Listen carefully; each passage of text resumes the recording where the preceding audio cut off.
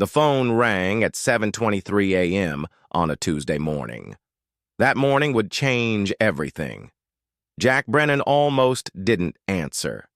Then he heard a voice that made his hands tremble. "Mr. Brennan, this is Preston Montgomery," the voice said. "I'm standing outside your shop right now with some people who want to meet you. What you've done with that Ferrari V12 engine has changed everything." Through his grimy garage window, Jack could see 3 black SUVs and men in expensive suits. All because 2 weeks ago he'd accepted an impossible $50,000 bet from a stranger named Connor Davis. The bet was to repair a 1973 Ferrari Daytona engine. 7 different mechanics had declared it completely unfixable. He didn't know it belonged to Preston's dead son, David. He also didn't know his success would unlock a chain of events that would transform his failing auto shop, his daughter's future, and the entire struggling town of Steelton, Georgia. Quick pause before we continue. Tell us, where in the world are you watching from? If you're enjoying these stories, make sure to hit subscribe, because tomorrow's episode is absolutely mind-blowing. 2 weeks earlier, the morning sun cast long shadows across Gearworks Boulevard. Jack Brennan unlocked the bay doors of his auto repair shop. The metal squealed in protest, much like everything else in his life lately. Paint peeled from the concrete block walls, and oil stains mapped decades of hard work across the cracked floor. The sign above the entrance read, "Brennan's Auto Repair. Honest work, fair prices." Though Jack wondered how much longer those words would mean anything. He flipped the switch for the overhead fluorescents, half flickered to life, while the others remained stubbornly dark. Another expense he couldn't afford. The morning ritual continued as he started the ancient coffee maker. Its gurgling was the only sound in the cavernous space. The space smelled of motor oil, metal shavings, and fading dreams. "Morning, Mr. B." Mason Garcia's voice echoed from the entrance as the young man wheeled his bicycle through the door. At 28, Mason had been working at the shop for 3 years. Jack had caught him trying to hotwire a car in the parking lot behind Rita's Corner Diner. Instead of calling the police, Jack had offered him a job. "Morning, Mason. How's your grandmother doing?"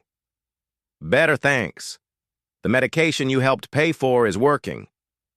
Mason hung his helmet on a hook and grabbed his coveralls from a locker. "What's on the schedule today?" Jack glanced at the appointment book. Its pages were more empty than full. "Mrs. Williams is bringing in her Buick for an oil change around 10. Eddie Patterson needs his transmission looked at, but he's still deciding if he can afford the repair." The reality hung heavy between them. Eddie Patterson, like half the people in Steelton, was struggling to make ends meet. The steel mill had closed 2 years ago, taking most of the town's decent-paying jobs with it. People were holding on to their cars longer, patching and praying instead of properly fixing them. Jack understood. He was doing the same thing with his business. "Mr. B, I've been thinking," Mason said, pulling on his work boots, laces frayed, but still holding. "Maybe we should expand our services. I've been watching YouTube videos about hybrid repairs, and there's good money in that." "With what capital, Mason? We can barely keep the lights on," Jack replied. His voice carried the weight of 3 months behind on rent, a daughter heading to college, and a bank note that grew more threatening with each passing day. The bell above the front door chimed, and both men looked up to see Connor Davis, sir. He appeared to be in his late 30s, wearing clean but modest clothes, dark jeans, a button-down shirt that had seen better days, and work boots that suggested he knew his way around machinery. What struck Jack wasn't his appearance, but the way he carried himself. like a man accustomed to being in control, even when he was trying not to show it. "You, Jack Brennan?" "That's me. What can I do for you?" Connor glanced around the shop, his eyes taking in every detail. The organized tool rack, the clean workbenches, despite their age, the methodical way parts were sorted and labeled.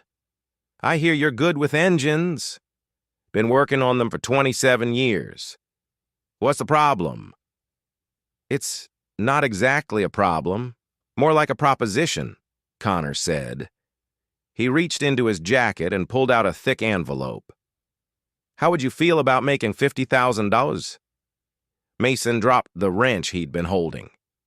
It clattered against the concrete, the sound echoing in the sudden silence. Jack felt his stomach tighten. In his experience, propositions that started with large sums of money usually ended badly. "Depends on what I'd have to do for it." Fix an engine. Must be some engine for that kind of money. Connor smiled, but it didn't reach his eyes. 1973, Ferrari Daytona V12. Some people say it can't be fixed. Jack had worked on Ferraris before, back when he was younger. The shop attracted customers from Atlanta who had money to burn on exotic cars.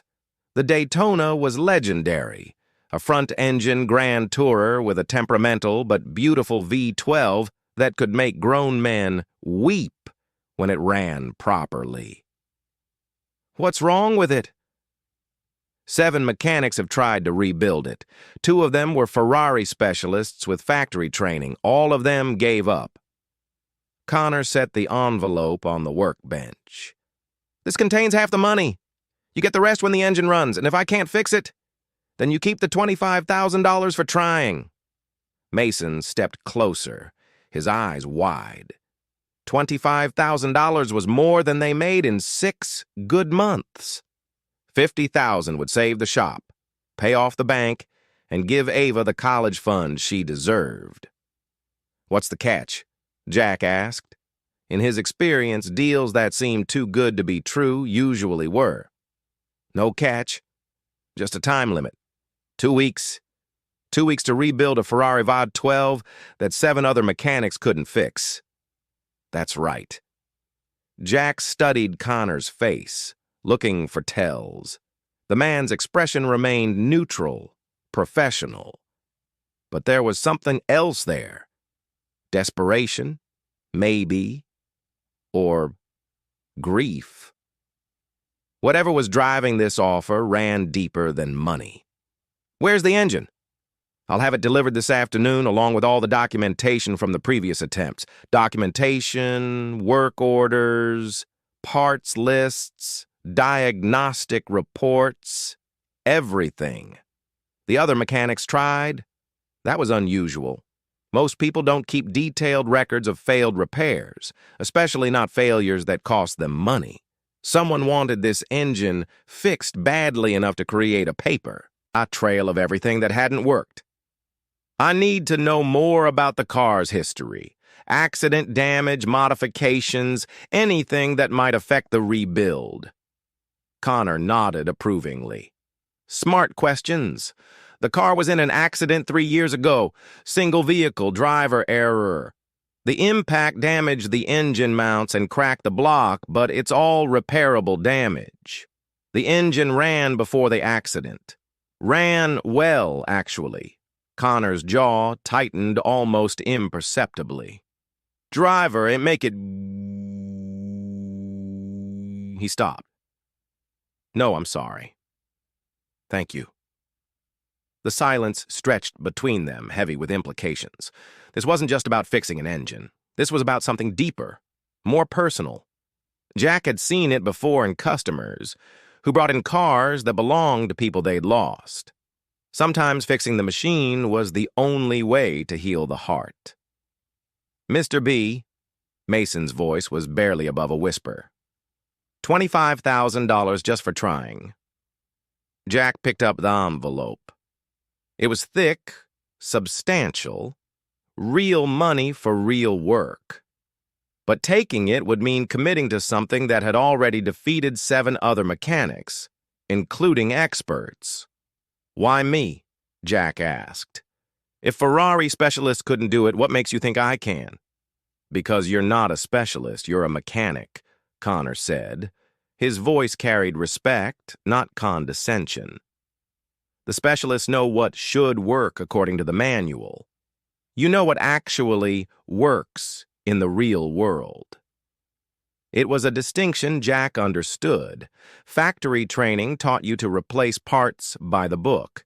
Years of experience taught you to find creative solutions when the book was wrong. "I'll need to see the engine before I decide." "Fair enough. It'll be here by 3 Connor headed toward the door, then paused. "Jack, the people who own this engine, they're good people. They've been carrying this weight for 3 years. If you can lift it, you'll be doing more than fixing a machine." After Connor left, Mason stood staring at the envelope like it might disappear if he looked away. "Mr. B, we have to take this job." "It's not that simple." "Mason, if 7 mechanics couldn't do it, there's probably a good reason. But $25,000 just for trying. That pays the rent for the rest of the year." Jack knew Mason was right. They were 3 months behind on everything, and Carol Morrison at the bank had been increasingly pointed in her reminders about the loan payment.